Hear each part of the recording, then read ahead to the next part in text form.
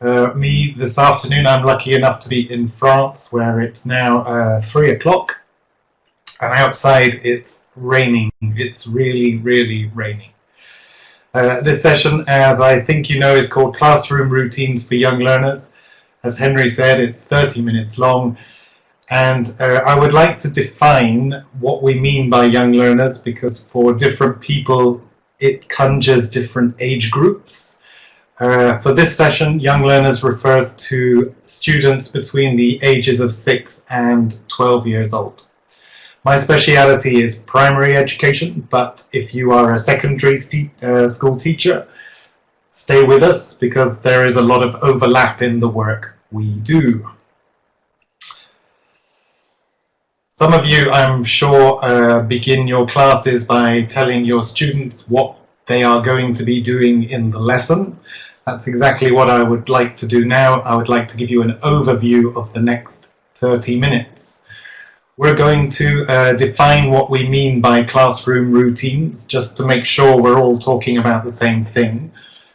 We're going to outline some of the benefits of using classroom routines in case there's any doubt. And we're going to look at some examples of classroom routines. These examples are not the typical examples you can find on the internet, and they're not examples that are proposed by course books. They are examples that have been developed by me and my students over many years, and I would like to share them with you. It's for you to decide if they are appropriate for your teaching context, and even if they're not, I hope that they will give you and your colleagues ideas for other routines and give you lots to talk about and debate in the staff room. At the end of the session, we'll discuss when and how to best establish routines, classroom routines. As Henry said, there should be some time for questions and answers if you have any, but just know that my contact details are on the handout. I will also make them available to you at the end on the slides. If you have any questions that you want to write, or you have any questions about the session, just get in touch with me. That's fine.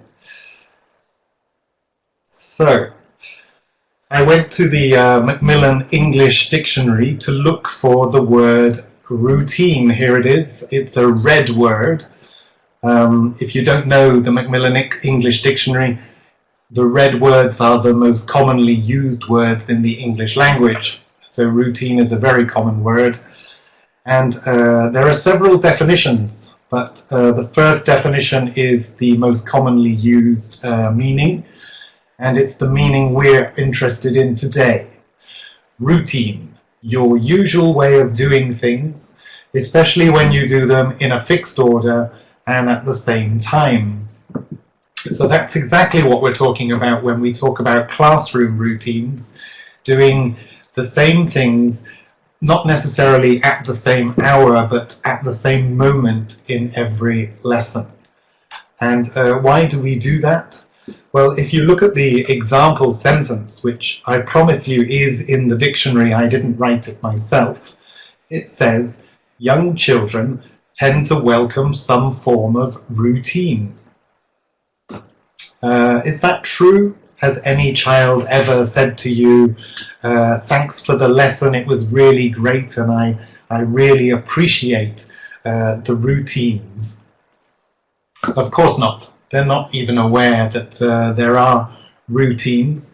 But if you've experience of teaching young children, if you're a parent, or if you have worked with children in another context, you will know that when children know the routine, when they know what is expected of them, when they know what they have to do, things just go more smoothly and more efficiently. And that's why we have classroom routines.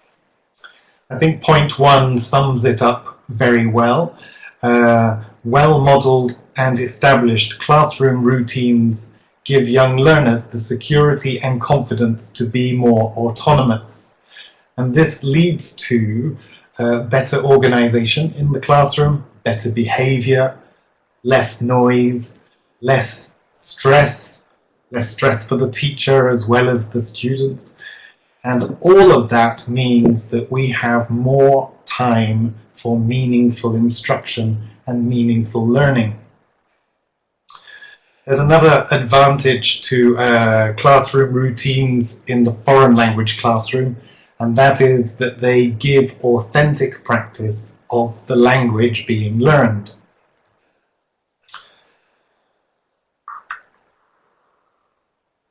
I'm sure you're familiar with the moments when we most need routines. They're usually moments of transition, entering the classroom, getting the students' attention, starting the lesson, checking answers, ending the lesson.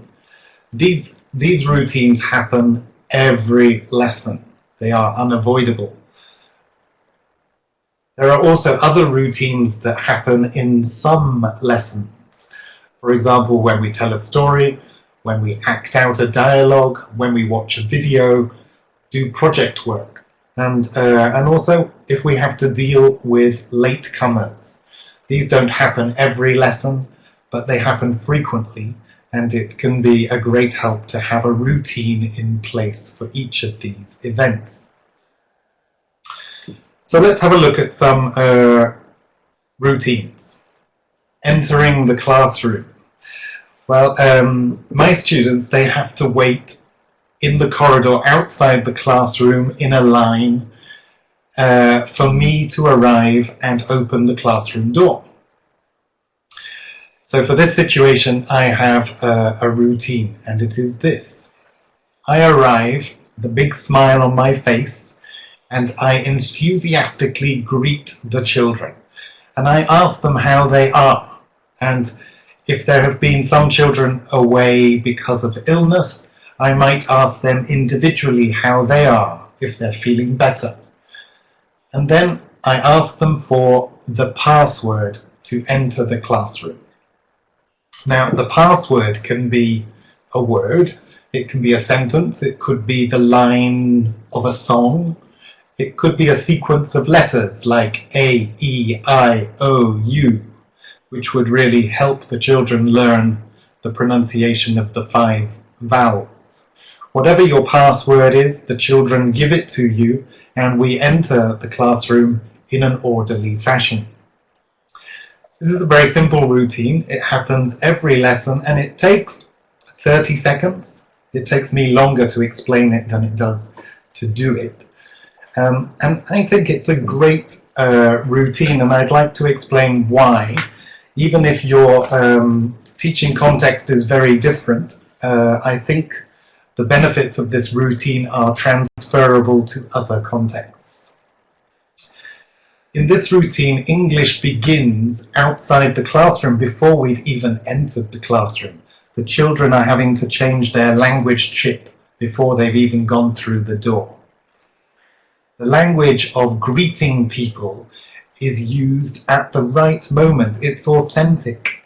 It's absolutely the appropriate moment to ask them how they are and to say hello, good morning, good afternoon.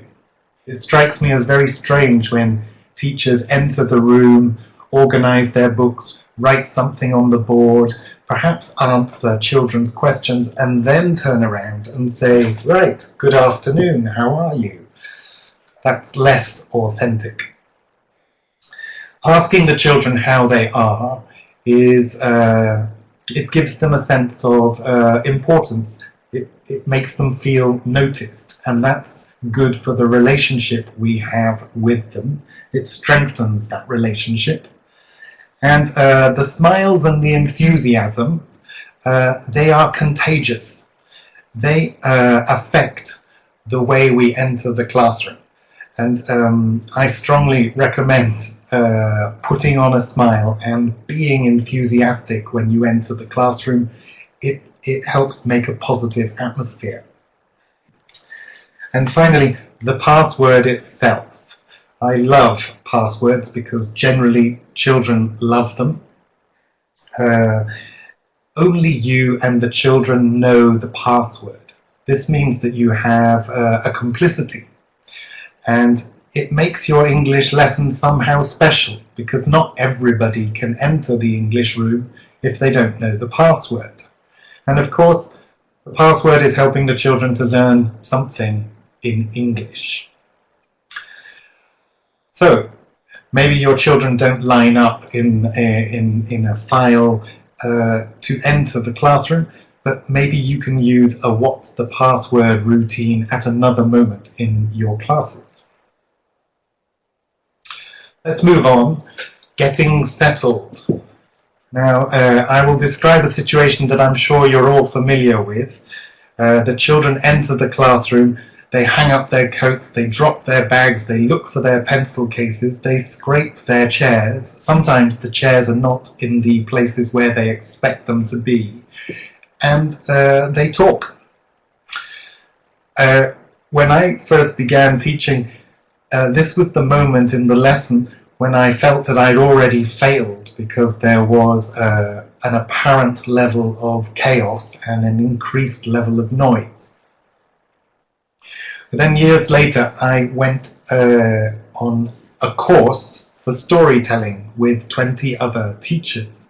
And the course was a week long. Every morning and every afternoon we entered the classroom, and I observed that we did exactly the same as the children. So from that situation, I concluded that this is normal behaviour. It is not normal to make the children enter the room in absolute silence, unless there are exceptional circumstances. Nevertheless, I do have a routine, and my children do know exactly when to be sitting down, quiet, and listening to me, the teacher. And that is at the end of the song. I play a song when they enter the room, a song from a previous lesson, a typical coursebook song that lasts 1 minute or 1.5 minutes.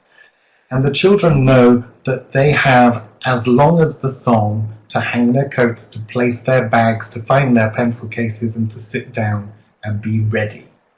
When the song ends, especially if the song ends on a strong beat, I can promise you the silence is resounding. It's fantastic. And you seize this silence to move to the next stage of your lesson. Again, maybe you can't do this at the beginning of the lesson. I can imagine a situation where it's difficult to play the audio tracks immediately upon entering the classroom, but maybe you can play a song as a way of giving children a time limit at another point in the classroom. Tidying up the classroom seems like a good opportunity for something like that. So the children have entered the classroom. They are now settled and ready for the lesson to begin. Perhaps this is the moment to talk about starting routines. Starting routines are often proposed in course books, and many primary school teachers, in my experience, we've all used the same starting routine at some point, and that is, we ask the children what day it is, we ask them what date it is, we invite a child to write it on the board, and then we look out of the window and we ask the children what the weather's like. Is it rainy? Is it snowy? Is it windy? Is it cold? Is it hot? Etc. Now, I'm not here to criticize that routine. As I say, I have used it myself. I think it's particularly effective with 6- and 7-year-olds. But as teachers, I think we have to be aware that we can overuse it, we can abuse it, and that if we do that, it becomes boring for the children. Therefore, we need alternative starting routines, especially for the older ones. On the advice of a friend, I started a new starting routine with my 8- and 9-year-olds, and it is the word of the day. The word of the day is. I thought for a long time about what words I could include in the word of the day. Should I revise the animals and the professions and the clothes in the course book? Or should I do something else? And I decided that the most useful language that I could include in this activity was classroom instructions. I'd like to explain afterwards the results of doing this activity for a year, but let's have a look at how the routine unfolds. While the children have been hanging their coats and finding their pencil cases, I have written on the board the word of the day is, and put a dash for each of the letters in the word.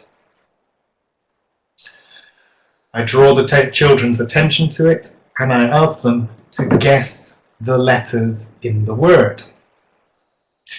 I nominate children. They say A, they say T, they say S, and if the letters are in the word, I write them on the board. When the word is written, the students try to guess the pronunciation. This is very good for thinking about the pronunciation of spelling patterns. And quite often, the children don't recognize the words immediately, but when they try to say them, based on the rules of pronunciation, they realize that they know these words. Sit on the floor. I've often used this in class. The next stage is that the teacher corrects or models the pronunciation if necessary. The teacher then demonstrates the meaning of the word. In this case, it's very easy to sit on the floor. Sometimes the teacher has to mime the word. In fact, all these words, the choice of words, one factor is that they have to be mimeable. The children have to be able to mime them.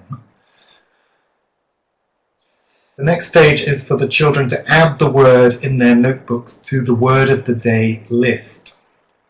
And at this stage, if you want, you can also ask them to translate the word. And then it's now for the teacher to focus the class with a TPR activity, a total physical response activity, that includes this word of the day and previous words of the day. TPR activities are the activities where we give an instruction and the children do it or mime it. And that's it. That is the word of the day routine. And to my great surprise, after doing this for the first term, I had successfully got all my students to be able to read the instructions in the course book and to understand them. In the second term, we moved on to verbs that I use in the classroom or want to use in the classroom in English. Things like sit on the floor and sit up. You never find the verb sit up in primary school course books, but primary school teachers are constantly saying to children, don't slouch, sit up. And by the end of the year, we had learnt, the children had learnt to recognize, not necessarily to produce, but to recognize over 80 typical classroom instructions. And the repercussions of that on the amount of English that I was able to speak in class and the amount of English they were able to understand and the resulting efficiency that brings about was incredible. So when teachers say to me, well, Mark, this routine takes 5 minutes and I don't have 5 minutes to spend, there's so much in the curriculum, there's so much in the syllabus, I can't possibly do this. I would suggest that maybe we can, because it has a direct and positive repercussion on the amount of English spoken in class. If anybody wants the list of 80, 85, 90 words that we were able to cover in the course of a year, just contact me at the end of the session. I will be very happy to send them to you.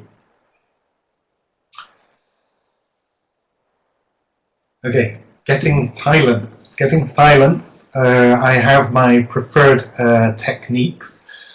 I think you can find some of them on YouTube. This one is the Do-Don't game. It's very similar to Simon Says. It's a TPR activity. The teacher gives affirmative instructions and the students carry out the actions. So for example, I say stand up, the students stand up. I say touch the table, the students touch the table. I say don't turn around, and the children shouldn't turn around. Sometimes they do, but that's the game. The reason I'm including this as a getting silence technique is that when children are working in groups, they often make a lot of noise, and they are in their world. And as teachers, we have to bring them all back and focus them at the front of the class. And this activity gets them all in lockstep, doing the same thing at the same time. And if we're very clever, the last instructions in this game will be breathe in, gets oxygen in the brain, breathe out, very calming, sit down, listen, don't speak. And now we have our students all in silence, sitting down, waiting for the next phase of the class. On the handout, there are other getting silence techniques and routines. And I also explain why I don't like Simon Says. I'm sure you're all familiar with the traditional game Simon Says. I much prefer the Do-Don't game. So don't forget to get your handout and see if you agree with me that this game is superior, a better language tool, a better language learning tool than Simon Says.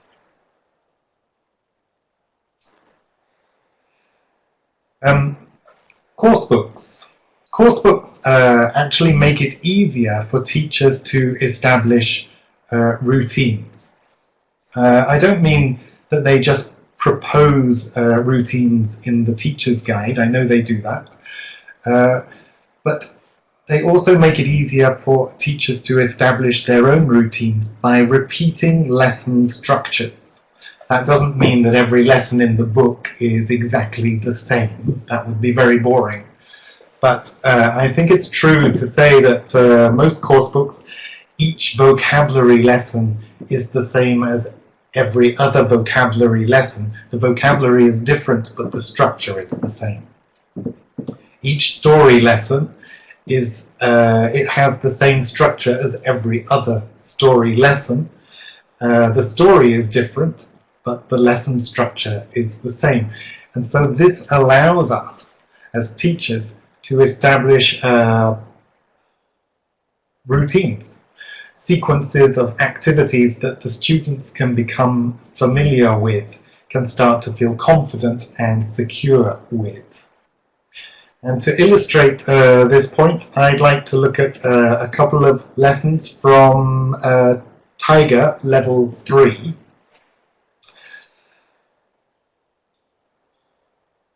Here's a double page spread. Now, some of you I know are tuning in today on your mobile phones. Don't worry if you can't read everything on this screen. But just look at the layout. The layout on the left, there is a CLIL lesson, and the CLIL lesson is mainly made up of an interesting reading text, in this case about animals. And there is an amazing fact in a box that is titled, Do You Know? On the right, there is a culture lesson, which includes a video in which our course characters go to somewhere in the UK, and there is a text about their experience.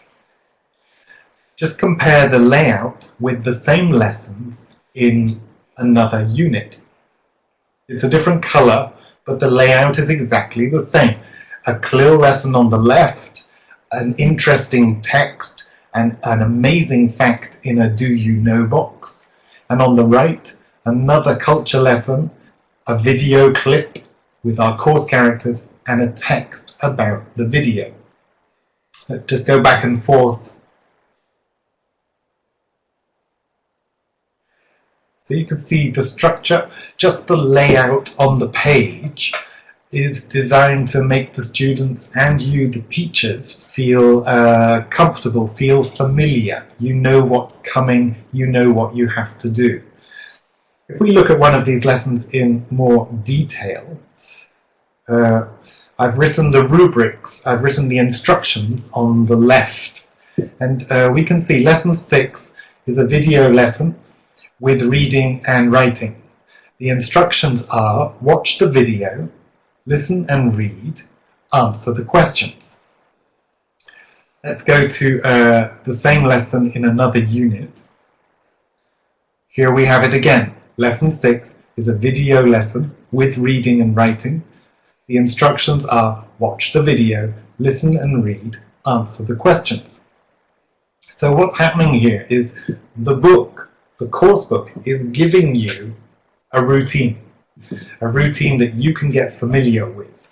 And I'm saying this because I think it's our responsibility as teachers to look ahead, look at the course books we are going to be using, especially if they're new course books, and to identify where these routines happen, and to recognize where we might need to add something or take something away because of our individual teaching context.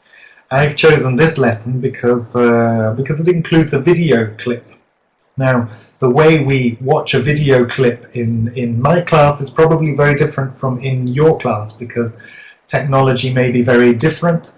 In some classes, the children may need to move their chairs forward to be able to see. In some classes, you may be able to put the video on at the push of a button on your interactive whiteboard. Lucky you, if that's you.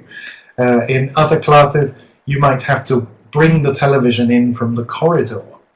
I know some teachers have to take the children to a different room. So, by looking at the course book before the course begins, we can identify where we need to plan routines for getting the children to another room, or for getting the television into the room, etc., etc. And these routines, as I say, will be different for everybody. Oh, look, I have an alarm clock here, can you see? This tells me we have 5 minutes left, which is appropriate, because this routine is about ending the lesson. There is an art to ending a lesson cleanly and efficiently.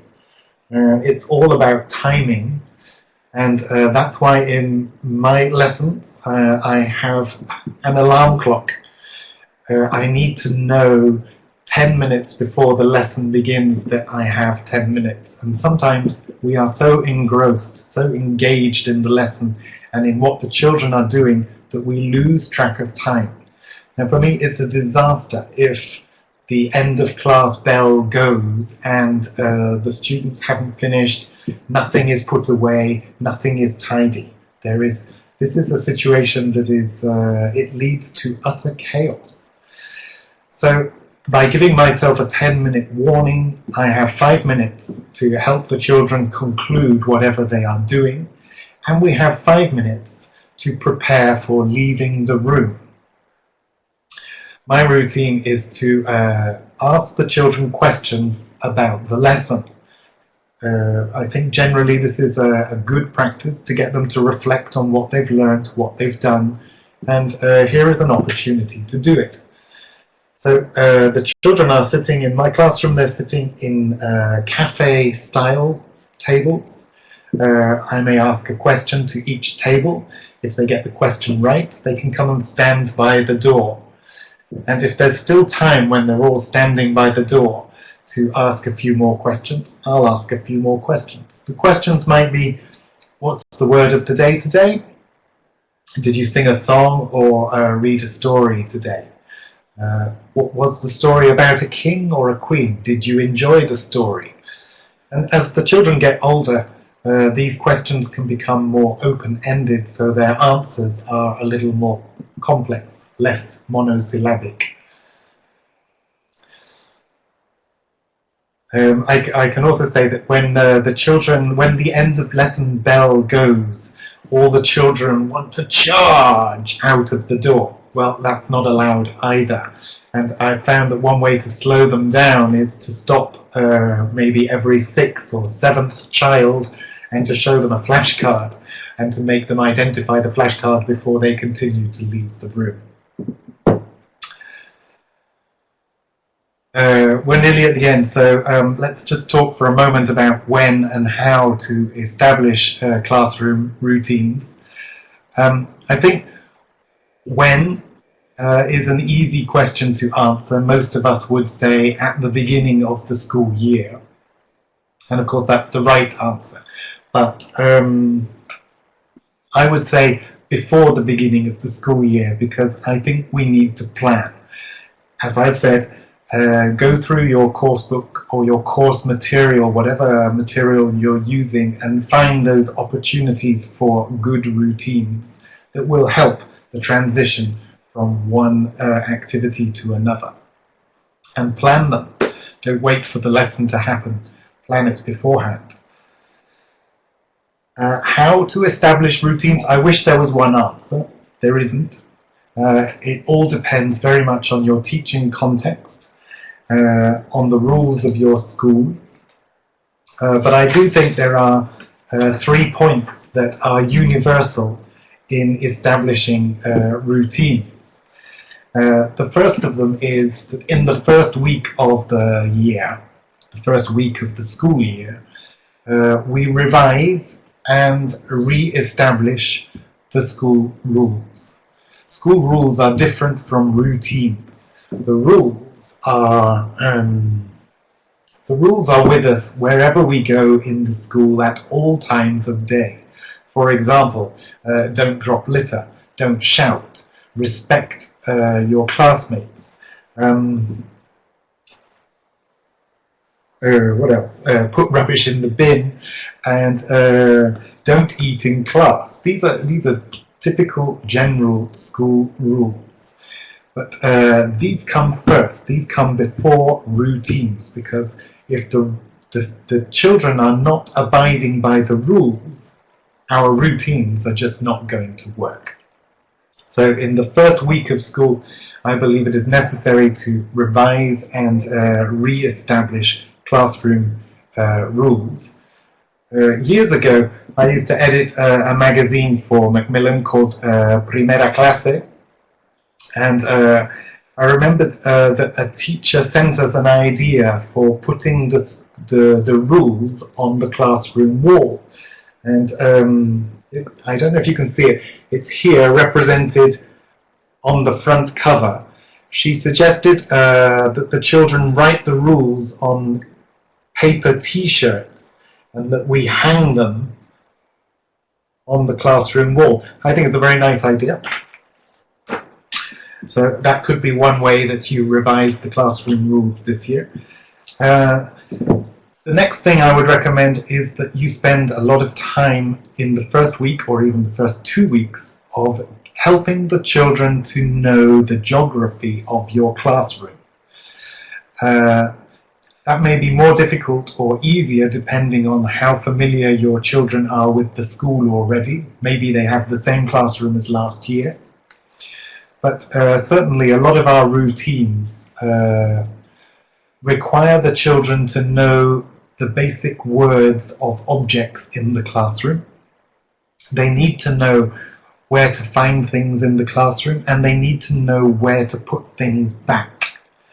And so I think, label objects, play games with the children that help them remember where things are, and to recognize the sound of the words. They don't necessarily have to produce them, but to be able to recognize the words when the teacher says, please go to the paper cupboard and get some paper. Please put the rubbish in the bin, etc. And finally, I think we need to identify differences in routines, because some of the routines that I've been talking about today it's a style of teaching. It's my preferred style of teaching. It's a way of disguising classroom management. Disguising classroom management as a game, as something fun, as something with a bit of imagination. That might not be your style. But some routines, they can't be made a game. Some routines, they just have to be explained explicitly, and they have to be rehearsed. For example, leaving the classroom to go to the computer room, or leaving the classroom to go to the library. We need our children to walk in single file, and to walk in silence, and to walk quickly and safely. And this needs explaining. Single file because we don't want them to block the corridors, in silence because we don't want to disturb other classes, quickly because we don't want this transition to take very long. And there's no... when children don't follow these basic rules, when they spoil the routine, I'm sorry, we just have to go back and do it again. These are the type of routines that need rehearsal. The type of routines that I've shared with you in this session, they don't need rehearsal. They just need to appear over the first 4, 5, 6 lessons, and little by little they become routines. And well, we're out of time, so I think that's where we have to leave it for now. Henry, do we have any time for questions? Hi Mark, yes, we've got a few minutes for those, so if you want to type in your questions, guys, put them in the chat box now and we can have a look. If you're not typing a question, perhaps you'd like to make a note of my email address. I'd be delighted to hear from you if you want to ask a question in private, or share a great routine that you have.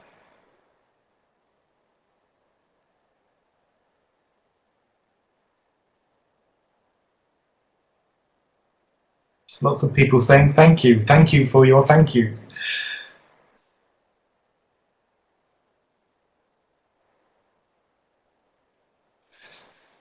Do you know, I'd like to just end by, I've just remembered an anecdote that I forgot to include in the first routine, what's the password? One day, the school secretary came into the classroom with a message, Mrs. Roberts. And one of the children said, Mrs. Roberts, what's the password? And everybody in the class laughed, and we had to explain to Mrs. Roberts that she needed a password to come into the classroom, so we gave it to her. And but I like this this anecdote because it shows that the language of routines, it might not be in the syllabus, but because it's repeated every lesson, it becomes part of the language the children learn. And when this child said, what's the password, I really felt satisfied in my work as a teacher. Some very nice comments there. No questions, but I look forward to your emails. And remember, if you want a list of all the classroom language that can be used with the word of the day, I'd be very happy to send it to you. How many students in my class is between 18 and 25?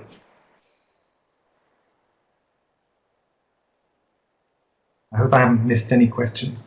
I wasn't looking all the time.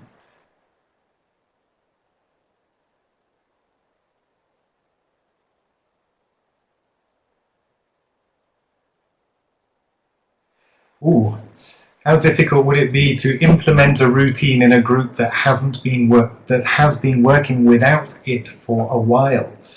Well, if it happens at the beginning of the year, and possibly with a new teacher, then the rules are all new. And yes, there may be discipline problems if they're not used to being silent when you want them to be silent. But I think New Year's, new teachers is the perfect opportunity to start implementing new rules and new routines.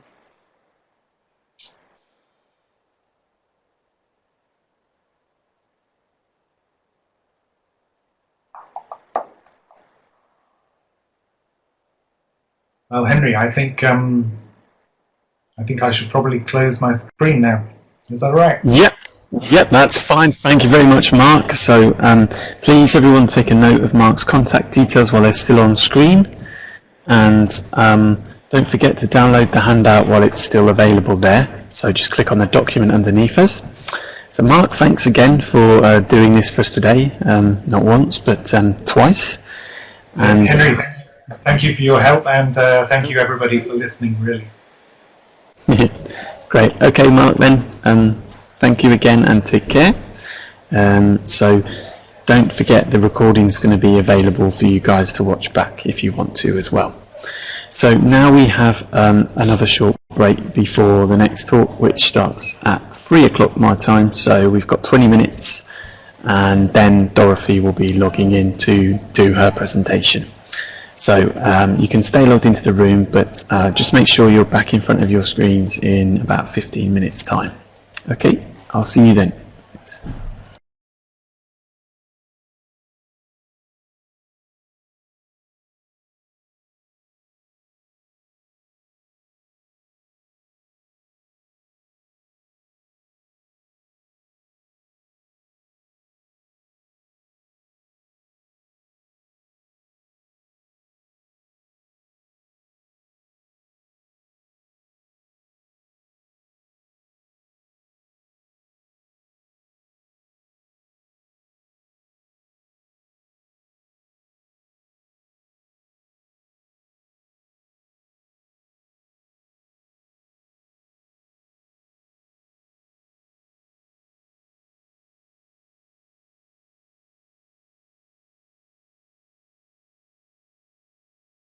Let's begin. So as you can see from the title, I'm talking about evaluating online information. And of course, what I mean by that is teaching students how to evaluate information online, although it's an important skill for teachers too. So a little background about me. I taught English full-time for, 18, 20 years in Japan, in the US, in Morocco, various countries. I do teacher training now, but I concentrate on writing and editing textbooks. So the first example that I'm going to show you is something that I came across when I was editing a textbook.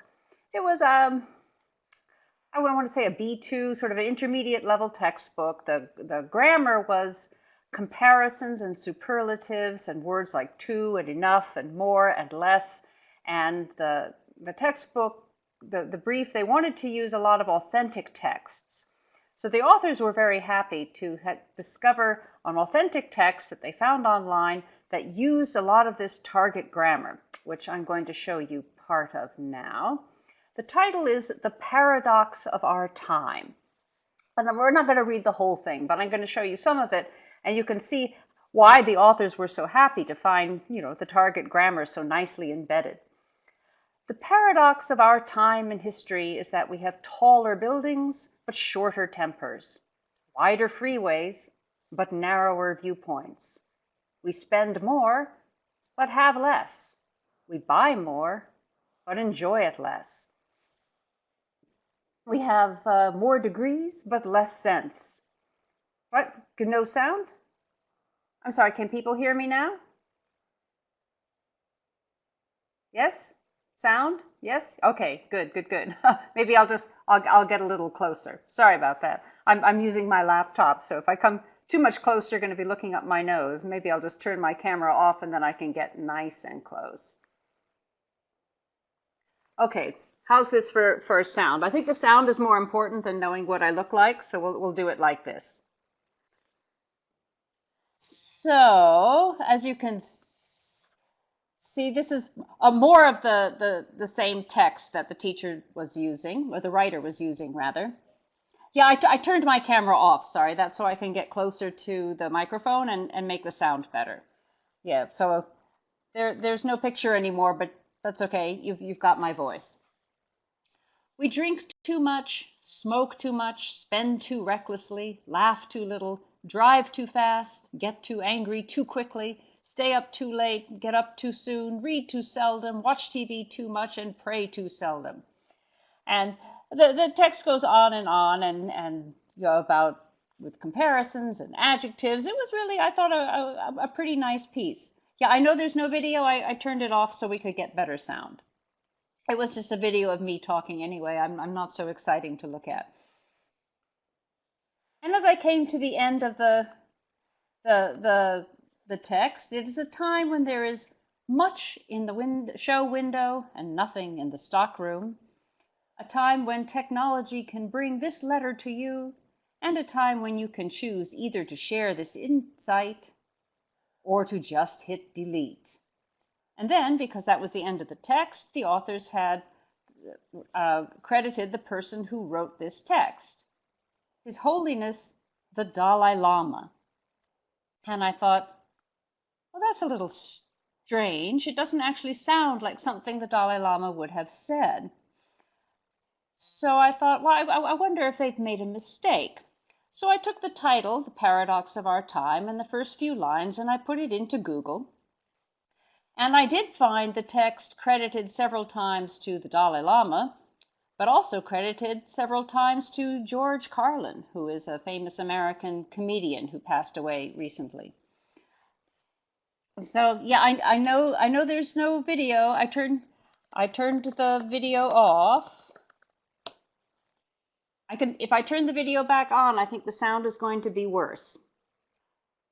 But you should be able to. Yeah, if you can hear me, that's the information that you need. We're going to get better sound if I keep the video off. So I do know George Carlin though as a comedian, and it also didn't sound like the kind of thing he would say. He was famous for kind of almost very strong language and rude things sometimes. They're very, very funny, but not the same kind of humor as what the text had. So I kept investigating, and in fact, George Carlin did not write that text, although if you go online, it's widely credited to him. In fact, it's credited to him so much that on his own website, he had an explanation of how he did not write Paradox of Our Time. Floating around the internet these days, posted and emailed back and forth, are a number of writings attributed to me, and I want people to know they're not mine. Here's a rule of thumb, folks. Nothing you see on the internet is mine, unless it came from one of my albums, books, HBO shows, or appeared on my website. So, the Dalai Lama didn't write that, and George Carlin didn't write it either. Who did write it? At first I was afraid it was our old friend Anonymous, but in fact I did find out who wrote it. It was written by a pastor in the United States, I think Washington State, named Bob Moorhead. And I was very excited about that until I read some background information about Mr. Moorhead, who unfortunately lost his position with the church after he was accused of molesting 17 boys. Oh dear. So at that point, we decided not to put the text in the textbook because I didn't want students or teachers to look it up and find out Mr. Moorhead's unfortunate background. The text was good, the man who wrote it maybe not so good. So that's the problem. I think the paradox of our time is that it's never been easier to find information, and it's also never been harder to discover whether that information is accurate or true. So the kinds of things that our students encounter online that they might have trouble with is things like misattributed quotes, those things floating around on Facebook or Instagram that are supposedly said by Albert Einstein or Abraham Lincoln or Mark Twain that actually were not. False information, things that are simply untrue. Information that cannot be verified. It might be true, it might not be true, but you have no way to tell. inaccurate information that's badly interpreted, so you have a few facts, but the conclusions drawn from it are not correct. Opinions presented as facts, and hidden agendas, some kind of bias or motivation from the person giving you the information that isn't clear. Perhaps they want you to buy something or to vote a certain way, and it's not immediately apparent what the purpose of the website or the writer is. If you're just joining us, I'm going to say that I did turn my webcam off so that I could get closer to the microphone so the sound was better. Macmillan will give you a link later to the video, so if you don't want to take notes, don't worry, you can watch it all again. But for now, just listen and think. So what do we do about this in the classroom with our students? I think from the time that students go online, which in the United States is generally middle school, so grades 6, 7, 8, ages 11, 12, 13, we need to talk to them about accuracy of online information. So I like to start with some kind of general discussion questions, and I would do questions like these with the whole class, not in groups, even if you have a large class, because I think it's useful for you to know what your students think. Where are they starting from? And that way you can also guide the discussion if you see there are misconceptions. So I would begin by asking them, how do you find information online? Where do you go? Do you search with Google or Bing or some other search engine? Do you ask your friends? Do you have websites that you go to? Do you throw up a question on social media and wait for answers to come in? Where are your students getting information from? Then I think if you ask them, is everything you read online true or to be trusted? If they think, I think you'll get the answer, no, not everything online is true. But the interesting question is, how do you know? What makes you suspect that something is not accurate or is not to be trusted? And for example, in my case, when I was reading Paradox of Our Time, and I saw it attributed to the Dalai Lama, I felt suspicious because my knowledge of the Dalai Lama made me think that doesn't sound like something he would say. Ditto when you get to George Carlin. I know of George Carlin's work, it doesn't sound like him. But that's the kind of deeper experience you get when you're older. A student who's 12 or 15 or maybe even 21 doesn't have that kind of background. So we need to teach them in essence to be suspicious. If you have no knowledge in the area that you're researching, treat everything with caution. Does it matter who owns or publishes a website? You hope that your students will say yes. If not, you need to guide them to that answer, and then to ask them why. Is the website, does it have a clear bias? Does it have a purpose? Is somebody making money off the information or hoping to influence your actions? If it's a government site or an educational site, what does that mean? Does it mean it's more reliable or less reliable? And to get them to start thinking about what kinds of websites are trustworthy or more trustworthy sources. A lot of students might not know the differences between different domain extensions, that .edu is going to come from a university or a school, .gov is going to come from a government. So you can talk about different domain names and what that means and what that tells you about who sponsored the sites. And then you know that the .coms are often commercial. And then finally get them to think about what are some consequences of spreading false or inaccurate information. Why does it matter if you're passing on information that isn't true? So it could be misunderstanding a body of knowledge. It could be getting inaccurate health information even. There are countries, including mine, that have actually gone to war over false or inaccurate information. So the consequences can be pretty severe. So after I do some kind of general discussion, If your students are new to these issues, or you're not sure where everyone in your class, what their level of as a researcher or a scholar is, it's nice to also have them do this as a writing assignment that I would do after the discussion. So after they've talked about it and thought about it, give them a chance to sort of coalesce their ideas and articulate their ideas and put it into writing. You could have them do an in-class writing assignment, like a free write. You could have them write in a journal as homework, or you could even make it a more formal paragraph assignment or essay assignment. But it's nice to give students some time to think more deeply about these topics. After they've done some kind of general discussion, then I'd move them on to deeper discussion. I would still do these as discussion questions. You can do them in small groups and then compare answers, or you can do it as a whole class. And I would start with, how can you find out who publishes a website or article? Who wrote the article? Where do you find that information?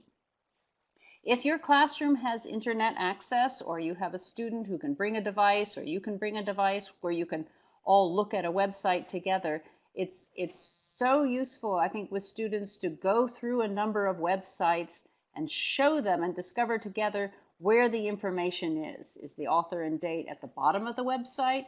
Is it in a section called About Us, or About This Organization, or contact information? Because that information is going to be in different places on different websites. And if the students aren't used to looking for that information, it's probably the kind of stuff they normally tune out. You know, like you don't see advertisements. They don't always see that kind of background information.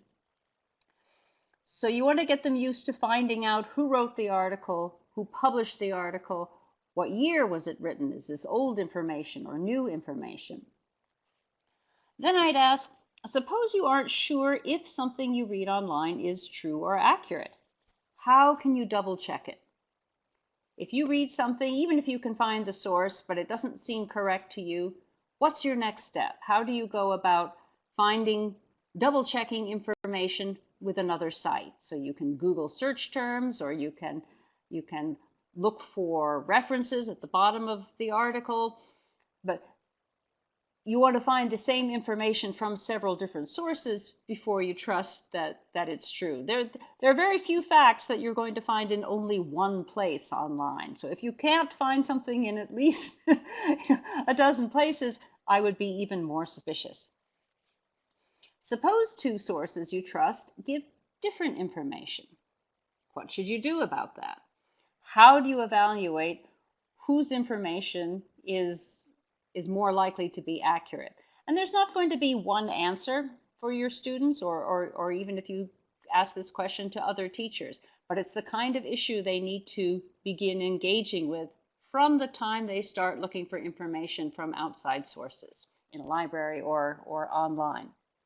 Yeah, I know that you can't see me. I turned my webcam off so that we could have better sound. Well, that's okay. I don't look very exciting anyway. So after we've done some kind of discussion and critical thinking, I would move on to actual assignments, because when students begin doing these things for themselves, that's when they'll really hone their skills. So as an easy assignment, I might give students a quote that you know already is attributed to different people, and ask students as homework outside of the class to trace the true source. Then when they come back to class, they'll compare answers. Hopefully everyone's gotten to the true source, but although they won't always have, and compare not only their answers, but talk about how long it took them to find the answer, what kinds of incorrect information they found, and how they knew that the correct answer was the correct answer. So with a good example of this kind of quote is, "A lie can travel halfway around the world, while the truth is putting on its shoes." If you Google that, you will find it attributed to Winston Churchill, Thomas Jefferson, Ann Landers, Jonathan Swift, Mark Twain, and possibly more. One of those answers is correct, but I'm not going to tell you which one. You can do it as an assignment yourself. And you can look for other quotations, the kinds of things that you frequently see on Facebook or Instagram or other social media sites make good quotations to investigate like that. You can also give students, as a slightly higher level assignment, a story or piece of information rather than just a quotation, and ask them to research to discover whether it is true or false. Then when they come back to class, ask them to justify the source that they used. For example, the Great Wall of China can be seen from space, true or false. You should drink 8 glasses of water a day, true or false. So you can choose whether you want to present something with one clear answer, like the Great Wall of China can be seen from space is going to have only one answer, or something with different points of view. How much water should you drink per day? There is a website for quotations, and I'll share it at the end of this presentation. So something like how much water you should drink per day. I mean, you'll find sites that say, yes, drink 8 glasses of water. No, don't drink 8 glasses of water. But then they'll also say how much water they think you should or should not drink a day. So there's not going to be one clear answer.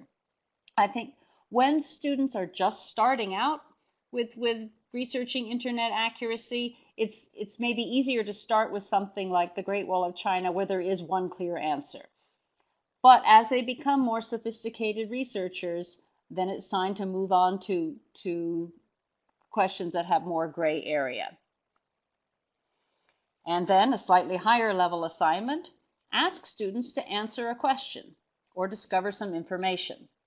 Have them justify their sources to a class, and then as a whole class, discuss why students found different information, and then as a whole class, compare and evaluate sources. Which ones do you think are more reliable, especially if their information doesn't agree?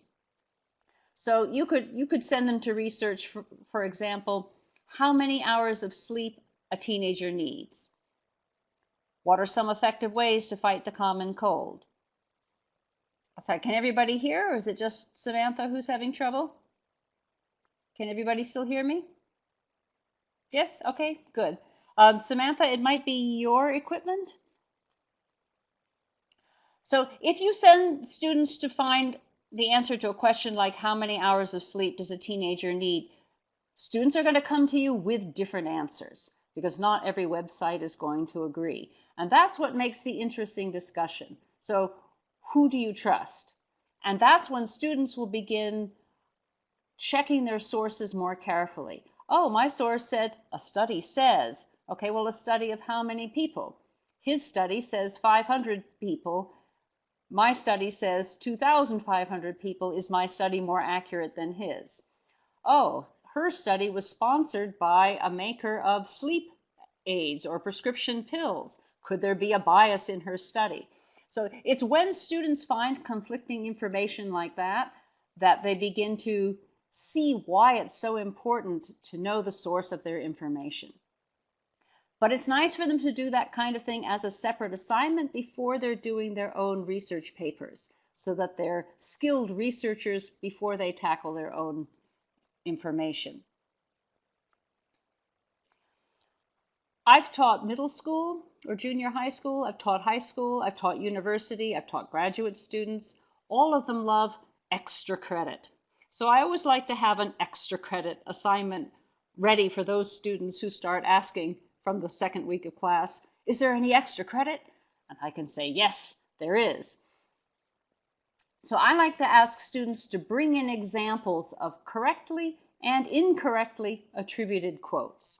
Just short sayings of the kind that you find shared in email and social media. You can choose 1 to 3 or 3 to 5, and then some of them will be correctly assigned to the right person, some of them incorrect, and they can prepare a short quiz for their classmates.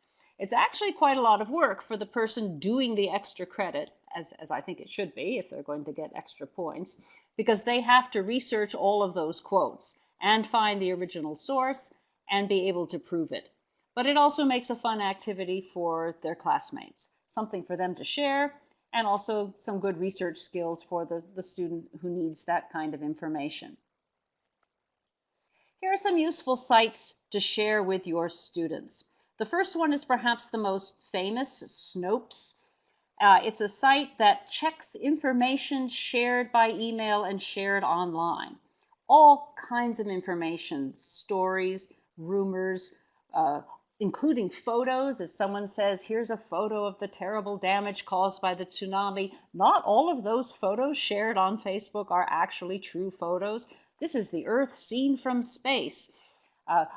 Some of those are artwork, some of them are photoshopped.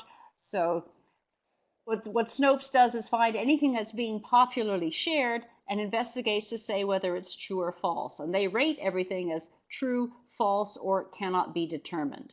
So whenever you see something being passed around or shared, it's nice to go and check it on Snopes before you post it on your own Facebook wall, and for students to know about that as well. The second website, which of course should not have HTTP typed twice, that's just me. It's supposed to be there only once. It's called Quote Investigator. Someone earlier was asking about quotations. So if you're looking for quotes to test your students with, anything that you find on Quote Investigator will be something that has been attributed incorrectly to different people, and then something that the Quote Investigator himself has found the correct source for. And finally, a fun one, particularly these days when the United States is on the verge of another presidential election, is factcheck.org. This does check mostly only United States speakers and issues, especially politics. But sometimes it's easier for students to investigate the truth of a politician who is not from their own country. So it isn't somebody that they support or they have some personal connection to. But every week you can find candidates for American political offices saying all kinds of things online. So you can pull a few of their quotes and statements, ask students to guess if they are true or false, and then let them go and research it on factcheck.org. They might be surprised how many inaccuracies come out of future world leaders. So we're almost out of time, but if you have any questions, this is a good time for you to ask me about it, or to share ideas that you have, anything that you use in your classroom to help students with internet research. And also do pay attention to Fauzia Eastwood from Macmillan, who's going to be posting information about how to get your certificate and where to find the YouTube videos later if you would like to watch it again.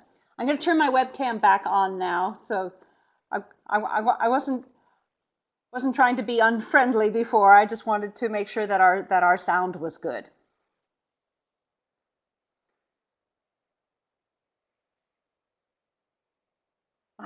Yes, Abraham Lincoln was a very wise man, but I don't think he had any opinions on internet access, having no internet. And I did want to say too that when your students are beginning their careers as scholars or researchers, it's the kind of idea I think that you need to present to them and let them practice again and again and again. I'd give it more time than just half a class or one class, but bring up throughout your course, through the whole semester or the whole year, the importance of evaluating information and thinking about its source, looking at websites together, trying to figure out what their agenda is, so that we train students to be good consumers and sharers of information. The internet has always been there, yeah. So I hope you find the information interesting. And as I said, Fauzia will share a link to, or I think Henry also shared it earlier, so where you can find the presentation again online. I would suggest that you do choose quotations and information that's current and interesting to your students. You can certainly use any of my examples, but you might want to build up a bank of things that are specifically useful for your own students. And I'm going to turn my camera back off now. So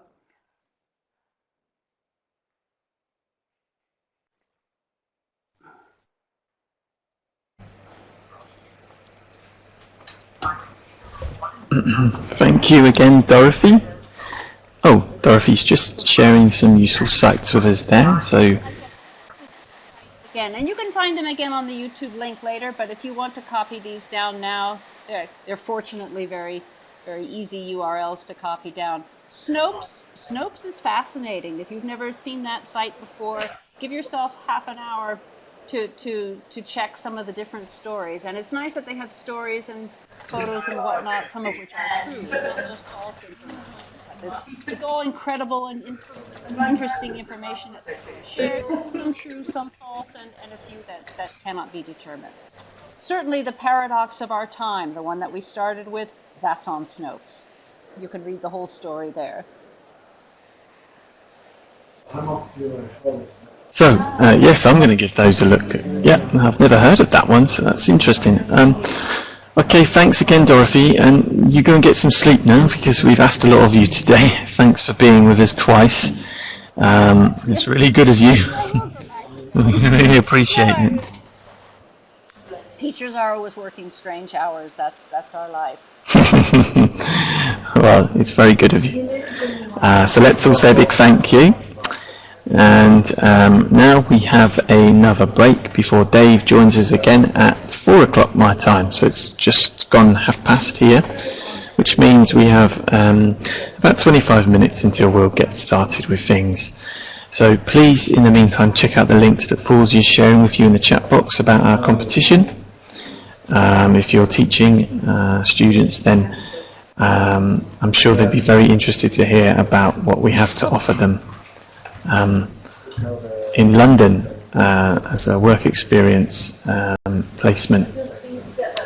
Okay, so I'm going to turn off my camera and microphone for now, and in the meantime, just let me know in the chat box if you have any further questions.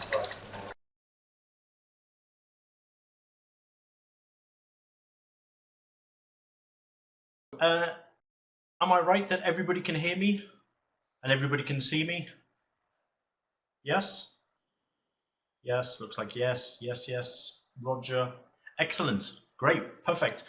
Good afternoon or good morning or good evening, wherever you are.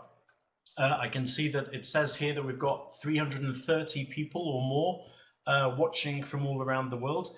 Thank you for watching this and the other sessions that you've been watching previously. If you don't know, I'm the author of Gateway, and I'm also still a teacher here in Spain, just outside Madrid, which is where I live. This session is going to be particularly then about starting a new year with teenage students. The talk will be approximately 40-45 minutes, I think. Remember, there is a handout with all the activities that we look at today and with all of the tips that I'm going to give you. If you do need to leave early, then don't worry, because this will be recorded and you'll be able to watch this again at a different date. Okay. The topic is an incredibly big topic. We could talk about classroom management for hours and hours. So this is obviously going to be a little bit brief. What we're going to look at today is some start of term activities that are good for motivating your students at the beginning of the year.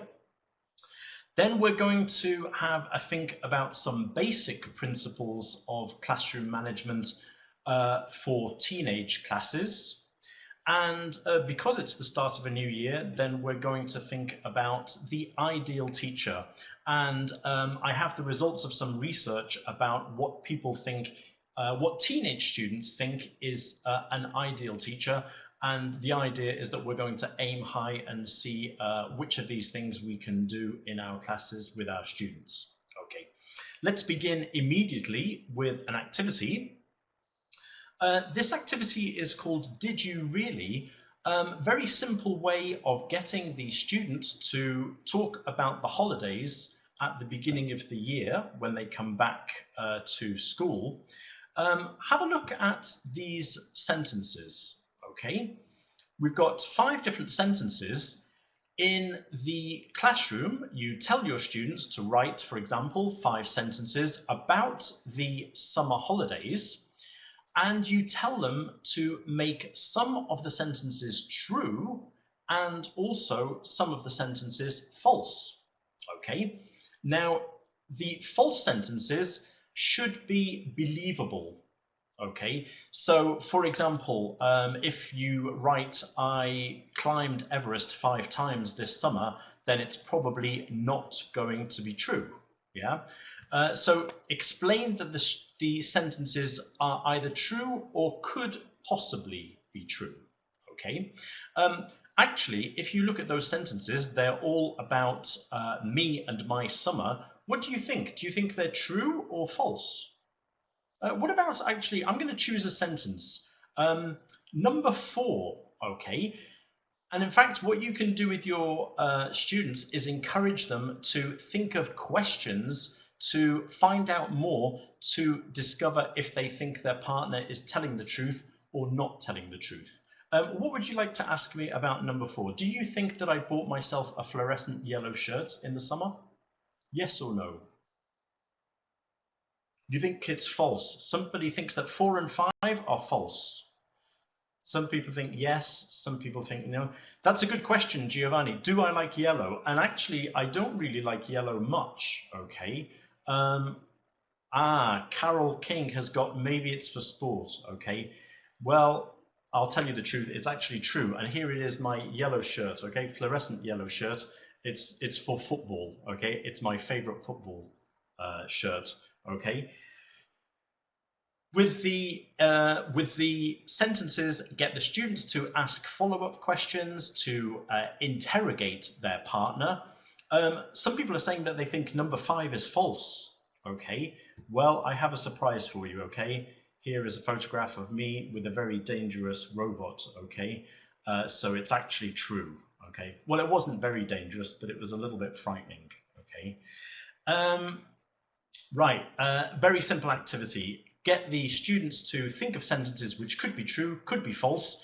Obviously, I know that in some cultures, lying is considered to be impossible to do. In that case, you can't use that activity. You would need to adapt it, okay?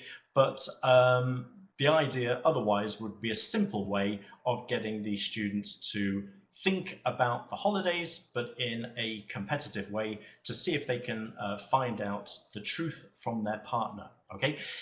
You can see from my sentences here, all we need really is the simple past. So from A2, B1 level, this is quite easy to do. If you have higher level students, this is a handout which you can download if you are using Gateway B2 Plus, the new edition. And if you look at my sentences, this is the same exercise, but if you look closely, we are forcing the students to use more complicated tenses. So in number 1 on this handout, we've got I've never. So we've got the present perfect. We've got also examples of the past continuous. Okay, we've even got the past perfect. So at a higher level, then we can get the students to use more complex grammar. But the idea is the same, exactly the same. And it works really even with native speakers, an activity like this, because it's fun, because it is motivating to see if they can detect which are true, which are false. Okay, very simple activity. Did you really? Okay, now another activity. Remember that all of these activities are on the handouts that you get at the end of the session. But another activity, very simple as well, holiday pyramid. Okay. And you ask your students on a piece of paper to draw a simple pyramid, and the pyramid has to have 5 different sections. Okay, now then you give the instructions to your students individually. What you can do is write down in the first section of the pyramid 1 souvenir or thing you bought. Okay. Number 2, places that you went to. Okay, places that you went to. So 2 different places that you went to. They could be different parts of the city, different cities that they went to, different countries. In section number 3, they should write 3 good or unusual things that they ate or drank. I'm not sure actually. I can see that some of you, a lot of you are saying that the sound is perfect. I think that maybe sometimes, maybe there's something that you on your computer you could possibly do. Because certainly when Dorothy switched her video off, I think she had to spend half an hour explaining why there was no picture. Okay, so I'm going to try and carry on. And maybe meanwhile, if you play with your own volume, then maybe there's something that you could find there that could improve it a little bit. So number 3, 3 good or unusual things you ate or drank. Number 4, 4 people you met or spent time with in the holidays. And number 5, 5 enjoyable or interesting things they did. You ask the students to write down that information, just notes, not complete sentences. They write down some notes in the pyramid, and then they work in pairs to compare what they have written down, and as before, to ask each other some follow-up questions so that they can discover what their partner did at the beginning of the year. Obviously, the idea here is that we are breaking the ice so that students get to know each other a little bit and also get to use simple English again back at the beginning of the year. This activity is very easy to adapt, okay? So we can do it to talk about favorites. So number 1 could be 1 favorite school subject, 2 favorite sports, 3 favorite places, etc., etc. So the pyramid idea, just a very simple way of focusing their attention. As somebody said, it's really basically like a find someone who exercise, but it's just a nice way of focusing the student's attention. And as well as people have said there in the box, you could use this with adults, you could use this with younger students. I think it's easy to adapt and to make it fit with you, okay, with your class. So that's my second idea. Another idea, okay, would be this time getting the students to think of questions themselves, okay? You can see that what I've got here are 5 questions which are missing and 5 sets of multiple choice answers. So we have A, very often, in number 1, B, sometimes, C, never. But instead of giving the question yourself, you get the students individually or in pairs to think of possible questions. Obviously, there is more than one possibility, not just one possibility. In fact, could you, in the chat box, could you suggest a question for number 1? What would be a possible question for the answers in number 1? Any ideas? Lots of different possibilities, okay? Any ideas? How often do you go swimming? Perfect. So A, very often, B, sometimes, C, never. Okay. Alexandra, how often do you go to the cinema? Perfect. Okay. How often do you drink milk? How often do you practice sports? The good thing is that when students are working individually or in pairs, we have generated in the class lots and lots of different questions. Okay. What we can do, once the students have prepared their questions, we could get them to ask their partner or to walk around the class and to ask as many different people as possible so that they use their different questions. One nice thing about this activity is that we can use it again at any level. At a higher level, they would think of more complex questions. At a lower level, just very simple questions. Actually, I like that question there about Pokemon hunting. Samantha, yeah, very popular this summer, okay? So how often do you go Pokemon hunting would be a great question that I'm sure the students would think of using, okay? Remember, these answers are all on your handouts that you can get at the end, but very simple. We could do the same thing using short answers, but using multiple choice answers is just very easy. You can think of your own answers as well. Okay, again, a nice way of breaking the ice at the beginning of the year. Next idea, 2-minute topic tic-tac-toe. If you don't know, tic-tac-toe is the American name for noughts and crosses, what British people call noughts and crosses. What we do here is we simply draw a noughts and crosses grid on the blackboard. Okay, you can see that this is very easy to write up. I've chosen 9 different topics. So we've got sports, cinema, music, learning English, whatever topics you want. And then we play this game in pairs, student A, student B. The rules are very simple. Student A begins, they choose one square, one topic. If they can talk about the topic for example, a minute or 2 minutes, if they can talk for 2 minutes about the topic, they win the square. Okay, so they can put a cross, for example, if they're crosses. If they cannot speak for 1 minute or for 2 minutes, then they leave the square blank and their partner can try to take that square. Okay, and then you play the game like normal noughts and crosses, that you try to do 3 topics in a row and you win the game.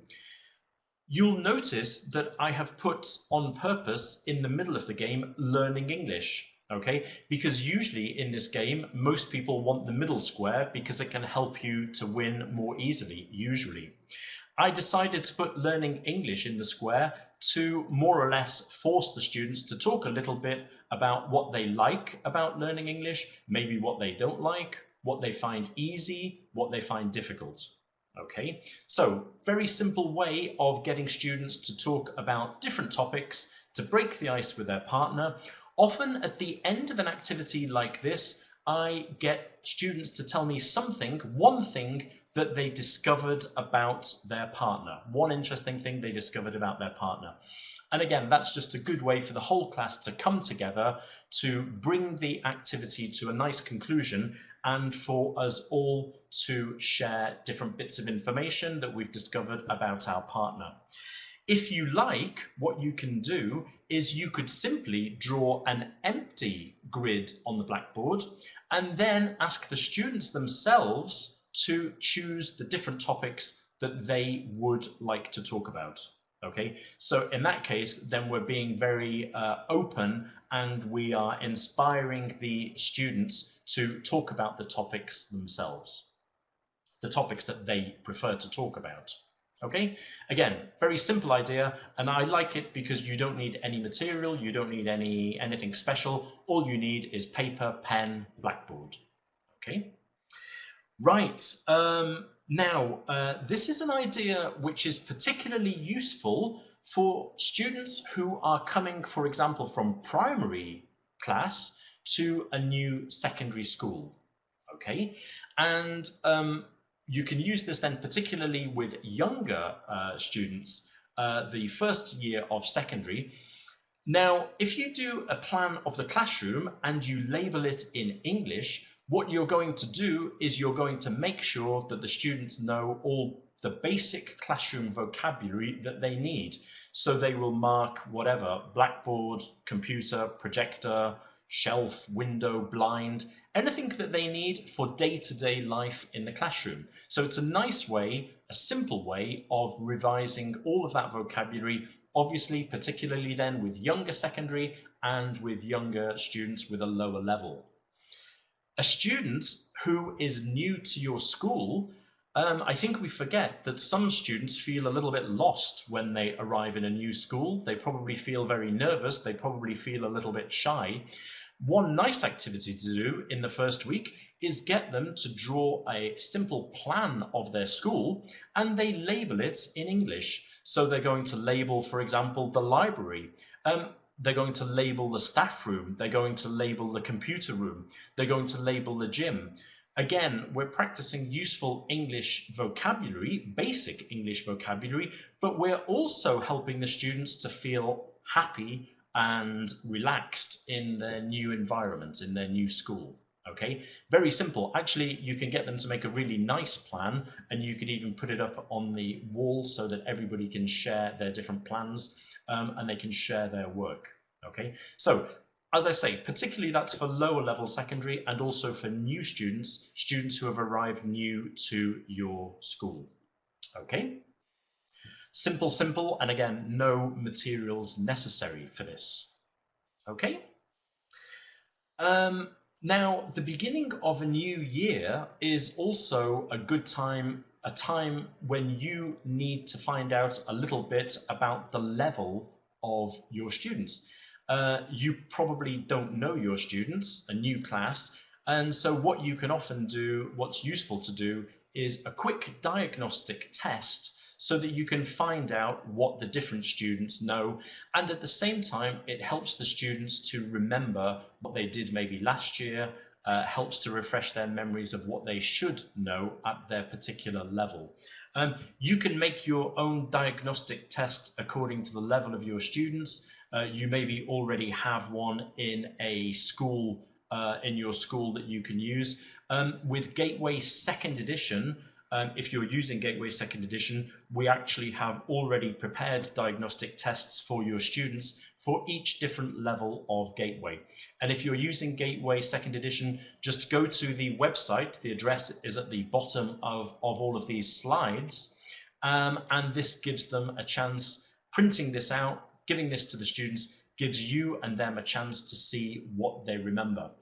I think it's Nicole maybe is making a good point that one thing I find with diagnostic tests is that they give you an indication of their level, but sometimes, of course, students are a little bit nervous at the beginning of the year. Maybe they've forgotten all of their English in the summer holidays. So I use it as an indication of their level, but always be prepared to change your first impression, because maybe in the first week they haven't remembered as much as they should.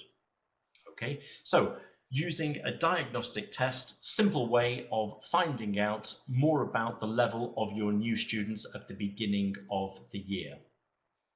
Okay, now another thing that we sometimes forget at the beginning of the year is that our students are using a new textbook that they have probably never used before. As a teacher, I'm sure that you have either used the book last year or you looked at it in the holidays. You know what comes in the book because you decided to use the book. So you are familiar with the textbook, but maybe the students don't know anything about the textbook. Okay, they've bought the textbook, but they don't know anything about it. Now, what I do at the beginning of the year is a textbook race, a competition, a quiz, where you prepare some questions, and the questions are all about the different elements that appear in their course book. I like to do it as a race because it makes it fun, because it makes it faster. It doesn't have to be a race, okay? But what I've done is I've prepared these questions, and in fact, if you're using, again, Gateway, I have prepared these questions, and there is a PDF which you will get at the end of this session, and you can use it directly with your Gateway students, okay? If you're not using Gateway, don't worry, because you can simply take this idea and then take this idea and adapt the questions so that they are appropriate for the course book that you're using this year with your students. Okay, so here are the questions that I have prepared, okay, and the questions that appear on the handout that you get at the end of this session. Actually, if anybody uses Gateway, can you tell me the answer to number 1? How many units are there? Anybody know? What's the correct answer? 10 is correct. Miriam Lafridi was the first. You're in Morocco, right, Miriam, I think? Excellent. That was 10 is correct. Does anybody know the answer to question number 2? What color are the vocabulary sections? Who's the first to give me the answer? Anybody know? What color are the vocabulary sections? Red is the correct answer. Yeah, Alexei. Yeah, red. Now, of course, this quiz is good fun, but it's actually very, very useful because it means that our students will realize that, for example, now at the beginning of the year, they will realize when they see a red section in Gateway, it will be a vocabulary section. Okay, they will see that at the back of the book there is exam success tips. They will see where the grammar reference is in their book. And I always make a joke that many students don't realize where the grammar reference section in their book is until the end of the year, because they've never really looked at the book as a whole book. They do page by page, but they never actually look through and find all of the different elements. For example, in Gateway, they get a free Macmillan reader, but maybe sometimes students don't realize this. Okay, so do the quiz, make it into a competition, and we're doing something really useful, which is helping the students to find their way around their new book. You'll get this at the end of the talk, but this is what the handout looks like, okay? So you can take that, photocopy it, and use it with your students. If you don't use Gateway, just take the same idea, adapt it, and make your own. Okay? Right, now, those are some activities that can really fill up the first week or the first 2 weeks with your new students, okay? Getting to know each other, getting to know the classroom, the school, getting to know the course book, okay? Now, I wanted also just to have a quick look at some ideas of classroom management, okay?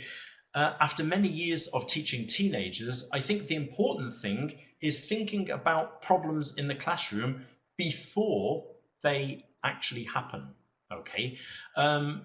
That way you can plan what you're going to do and you don't have to invent it as you're going along. So what I've prepared are some questions for you, okay, that we're going to look at together. We've got 3 columns, okay? You should, you shouldn't, and it depends, okay? And I'm going to give you some ideas, and I want you to tell me, do you think this is you should, you shouldn't, or it depends, okay? The first one, you should or you shouldn't know what your school's policy is towards, for example, lateness. You're going to get a copy of this, PP. You can watch this again. Yeah. People are saying you should, you must, you should. I agree, and actually maybe somebody says must. Yeah. Basically, before you begin, this is particularly useful, I think, for new teachers. If you haven't taught teenagers before you begin your class, make sure you know what your school says about lateness, for example, because you need to make sure that you are doing the same as your colleagues. Okay, so for example, if there is a particular thing that your school says must happen to students who are late, you need to make sure that you do the same. If you don't do the same, you're going to cause problems for yourself and also for your school.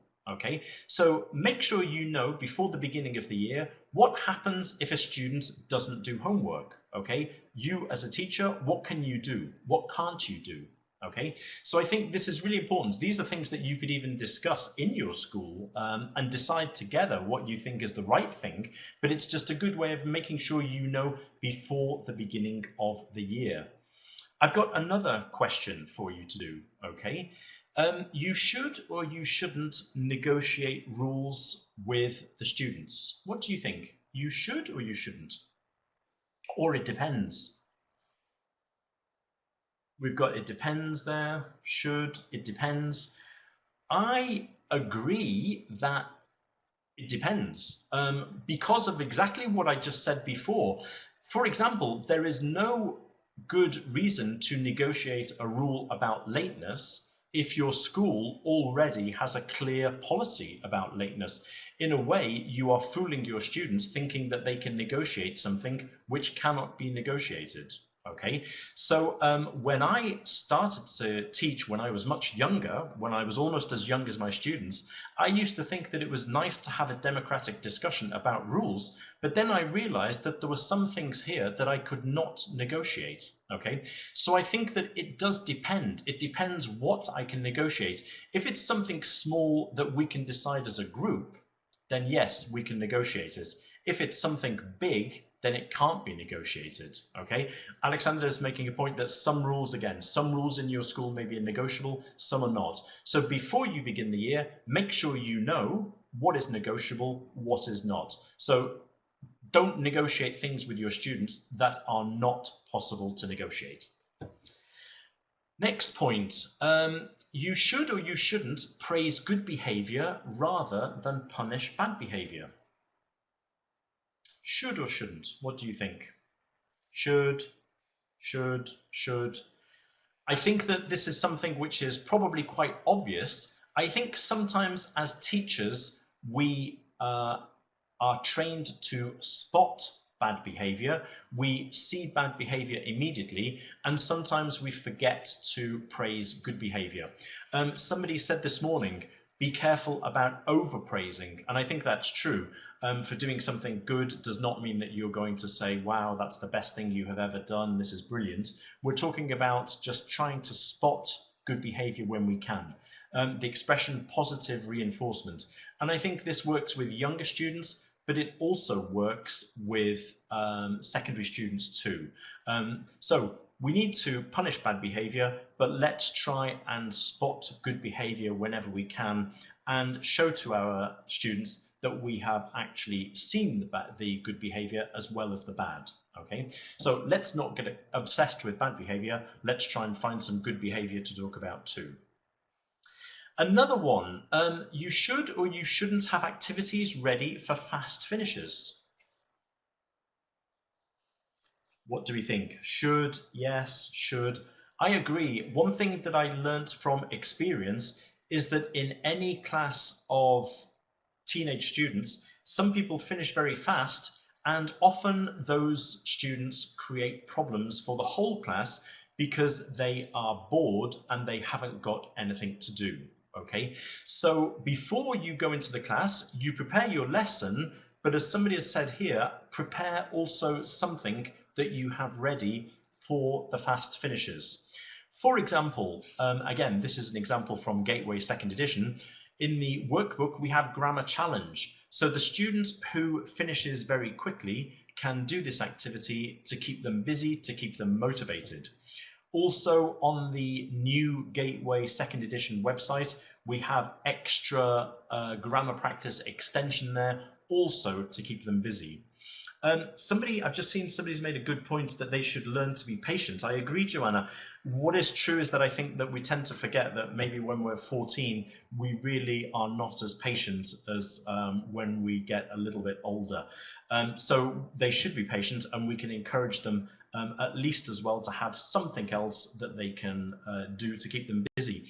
It doesn't always have to be work. We can give them little games too, language games, okay? This is an easy one. You can put this on the blackboard, and very simple activity to keep them motivated. How many words can you make with the letters in encyclopedia? Do you want to just type a word that you can make with encyclopedia? Any ideas? Cycle is a good word, yeah. So everybody thinks of the same. Cycle, encyclopedia. Pie is a good word. I like the word pie. It's a good word, pie. Pay, end, yeah. Okay, cyclone. Wow, that's good. That's very impressive. Cyclone, I like that. Okay, here are some that I made, but they're not as good as yours. Okay, as somebody has just said as well there, this is one of the things that keeps a student busy. But if it's a good student as well, it will probably keep them happy, okay? Because it's a challenge, it's interesting, and there is no quick end to this activity. This activity could go on and on and on, as all of the words that you are going to tell me now, there are hundreds of words, okay? Brilliant. Yeah, so what I would say about the checking is that that's the moment when you're monitoring the class, making sure, as Joanna says, then do make sure that you've got time also just to go around and see if you can. One thing, this doesn't have to be in just one lesson, so this could be in 2 lessons. This activity could even continue and continue and continue over different lessons, okay? So different strategies, basically, above all, to keep our students busy and active, okay, so that they are not distracting their partners. Right, let's go back to my opinion dictation. What do you think about this one? You should, you shouldn't, or it depends. Decide before your first class if or how you want students to record new vocabulary, grammar, errors. Should, somebody saying, Olena, should definitely. I realized after a few years that I was not telling the students on day one what I expected, and now I always make it clear from the beginning that if I want them to write down new words, I tell them from the beginning of the year, not in the middle of the first term. If I want them, for example, to do something special with corrections, then I tell them to do it how I want them to do it at the beginning of the year.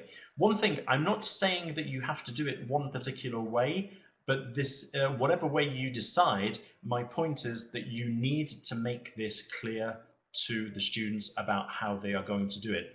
Or you could actually negotiate, as somebody's saying there.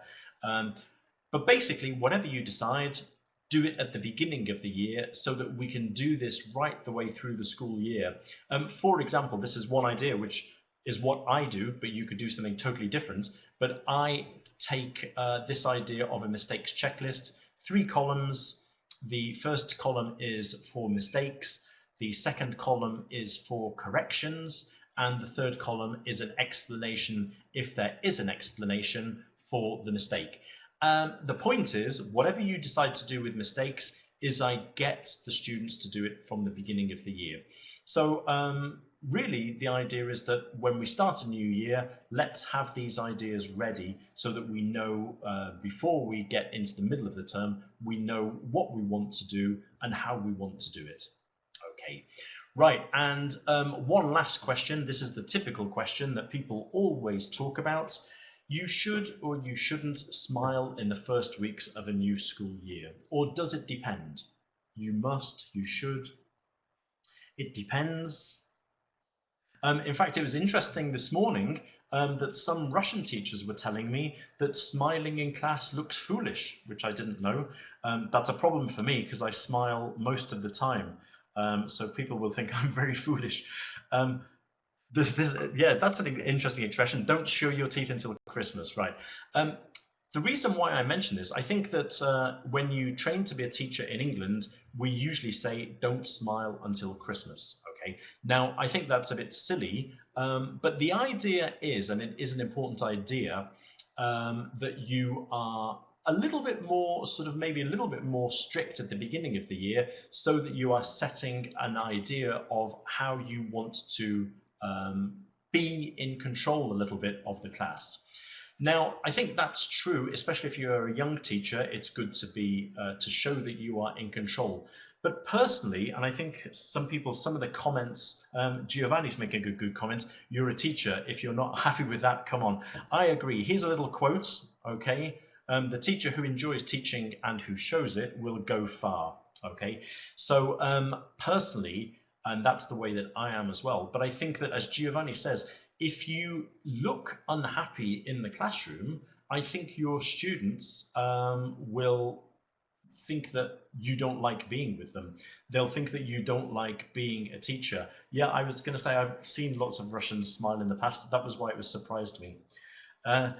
So the teacher who enjoys teaching and who shows it will go far. This looks like a proverb. In fact, I invented it myself. Okay, so don't try and, like Dorothy's session, don't try and find out who said that. It wasn't Thomas Jefferson. It was actually me, Dave Spencer. Okay, so in other words, why not show your students that you are happy? If you enjoy being in the classroom, if you enjoy being with them, in the long term, it will always be much more positive to show that you enjoy teaching. Yeah. Yes. Well, my name is at the bottom actually, but it doesn't fit on the screen. But anyway, it's my quote. Okay.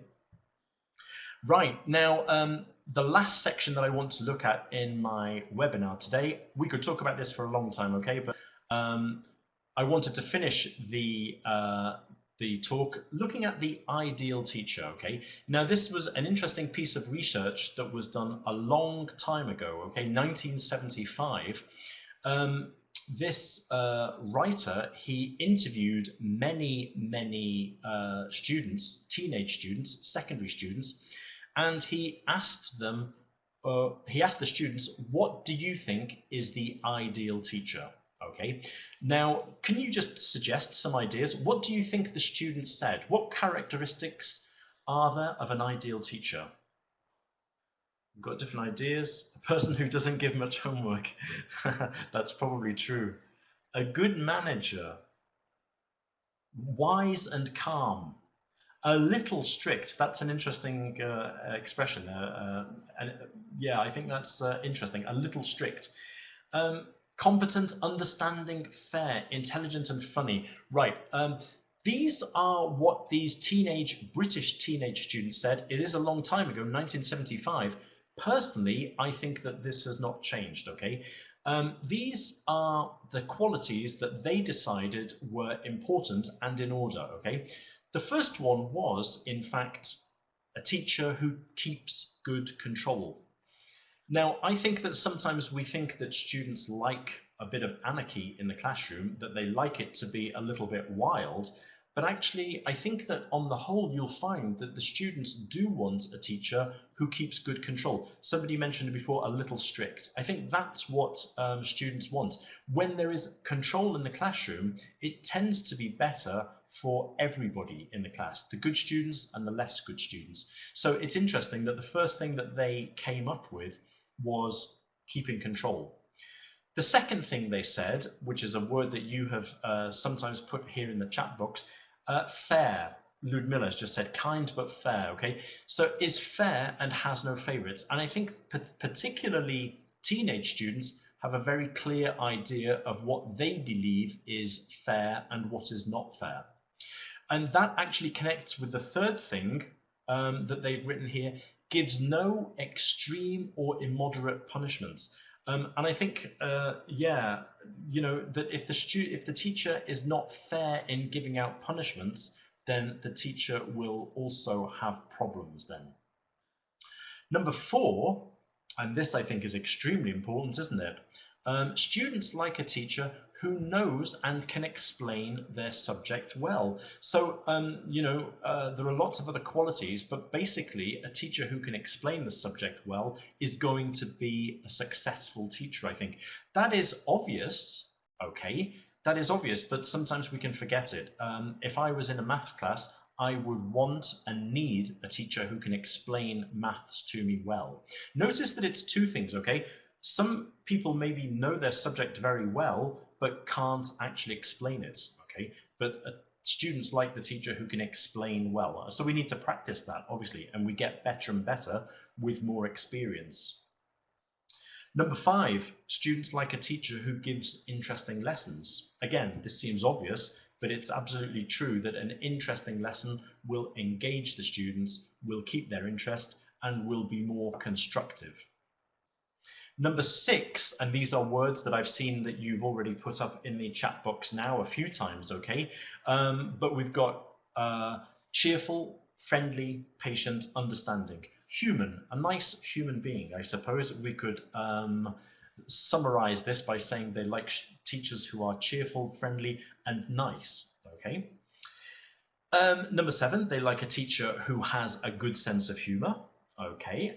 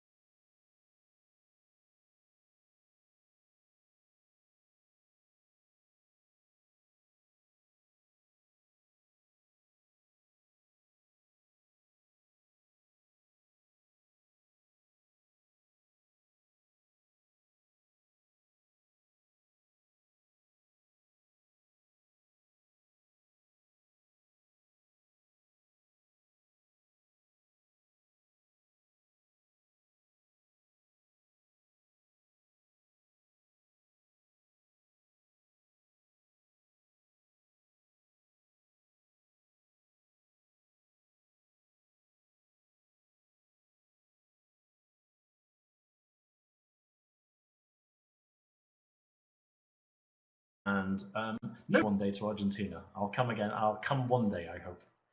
Thanks very much. I'll hand you over to Henry. It's been a massive pleasure and an honor to speak to you, and I hope to see you again soon. Okay? Bye, and Henry, if you'd like to take over.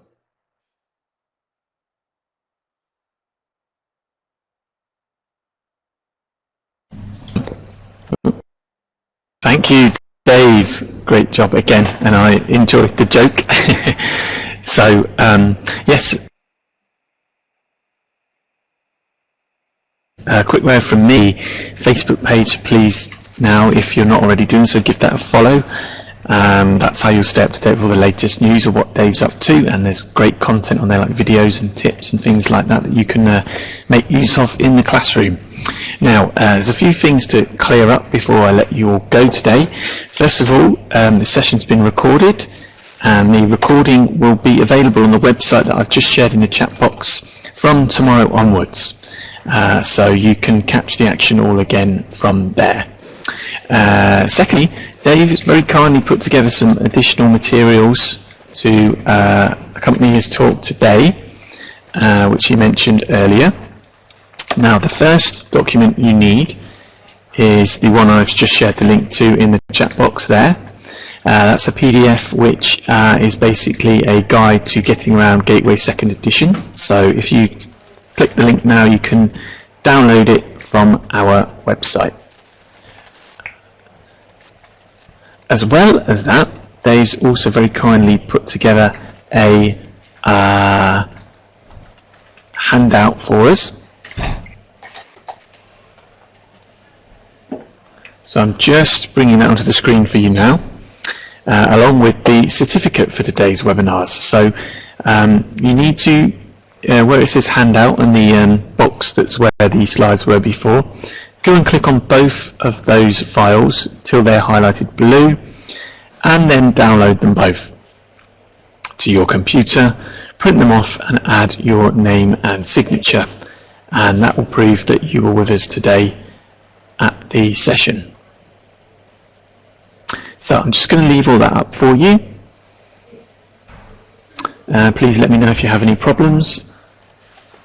If you're on a mobile device or a tablet, you may not be able to download those documents, in which case you'll need to email me. So I'm sharing my address here. Just write to me if you have any questions. Now, when I close the session in a few short moments, I'm going to send you through to a survey. It'd be great if you could all spare a few minutes of your time to take that, just to let us know your thoughts on today's events and how we could improve them for future. So there's one certificate for all 3 talks, by the way.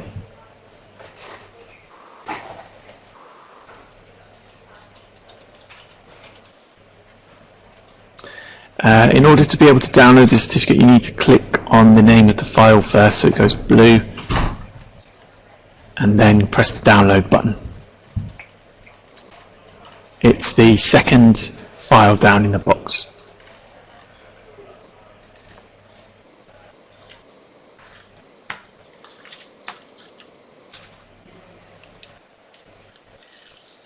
So the download button is in the bottom left hand corner of the box there. Sorry, I should have explained that earlier. But don't forget, you can write to me if need be.